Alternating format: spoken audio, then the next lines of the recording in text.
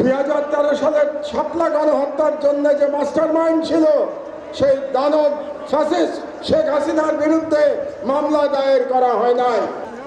আমি একটু অবাক হয়ে যাচ্ছি যে হেফাজতের তরফ থেকে কিংবা ভিকটিমদের তরফ থেকে এখনো 2013 সালের শাপলা গণহত্যার জন্য যে মাস্টার মাইন্ড ছিল, সেই দানব ফ্যাসিস্ট শেখ হাসিনার বিরুদ্ধে মামলা দায়ের করা হয় নাই।